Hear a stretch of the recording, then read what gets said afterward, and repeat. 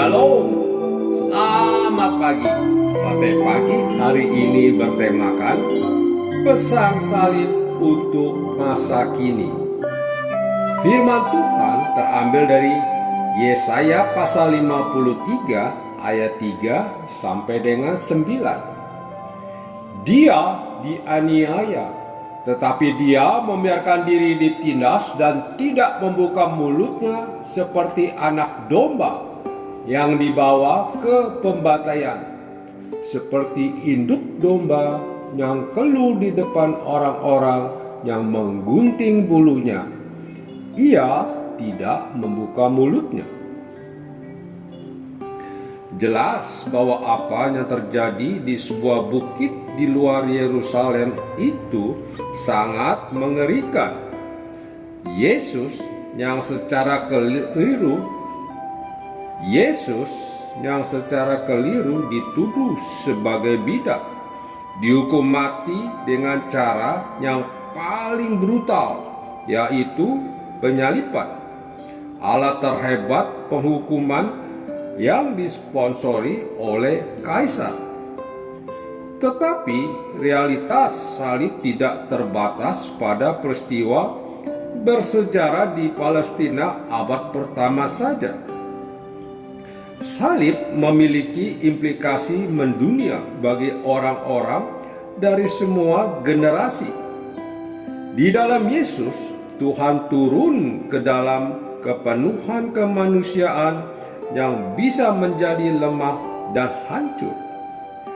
2000 tahun peristiwa mengerikan di Bukit Golgota itu, terlalu banyak orang Kristen berpikir bahwa kematian Yesus di kayu salib hanya berarti bahwa kita bisa pergi ke sorga ketika kita mati dan orang lain tidak.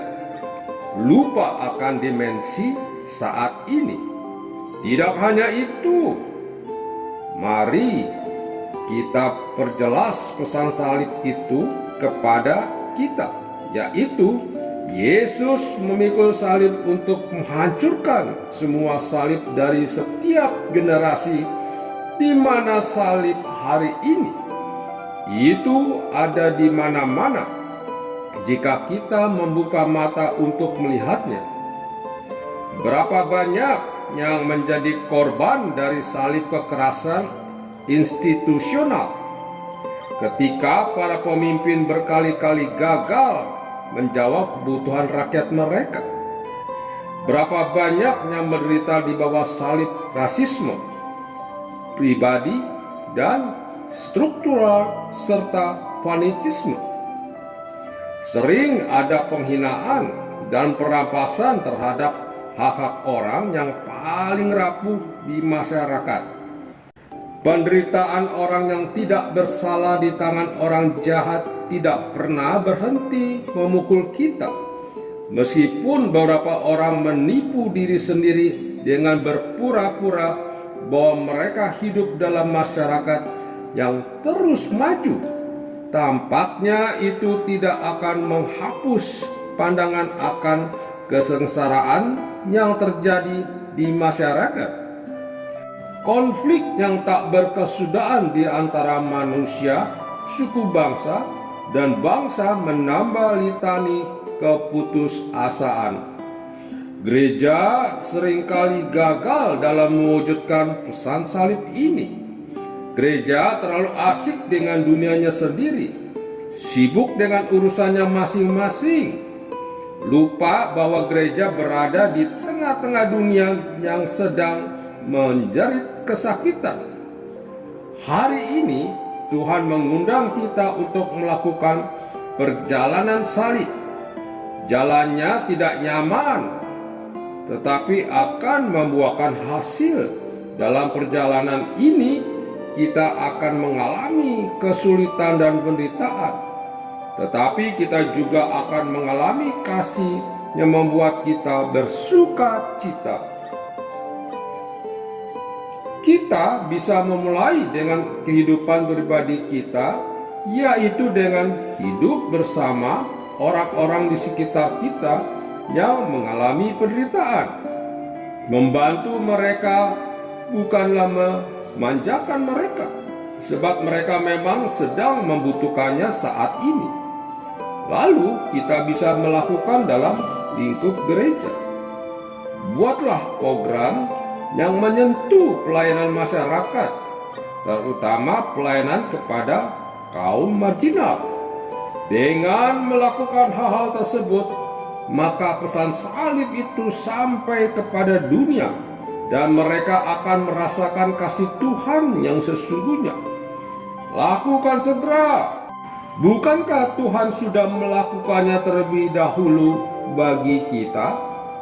Amin. Mari kita berdoa.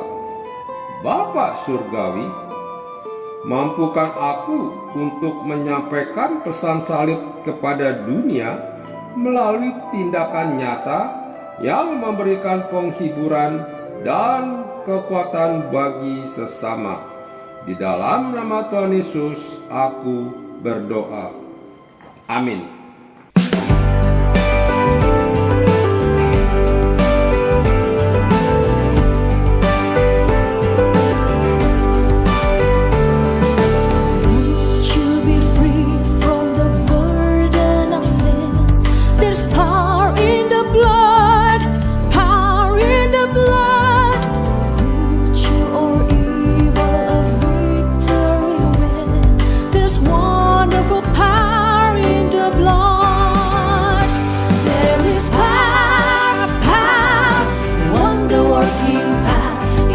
Blood of the Lamb, there is power, wonder-working power in the precious blood of the Lamb.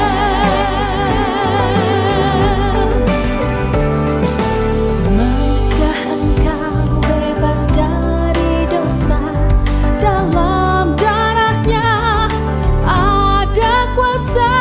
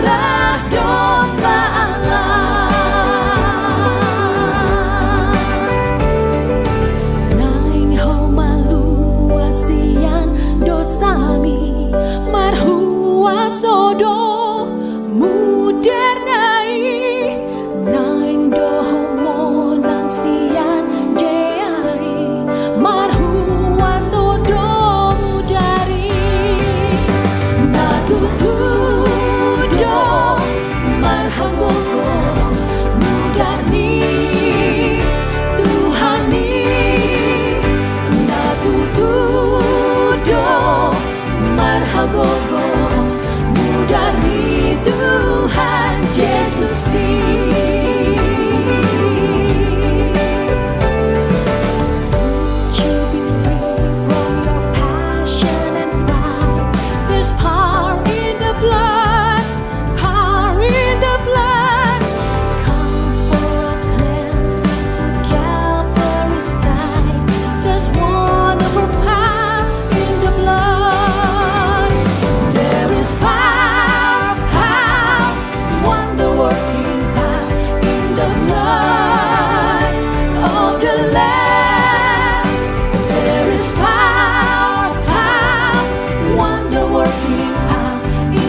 precious blood of the Lamb.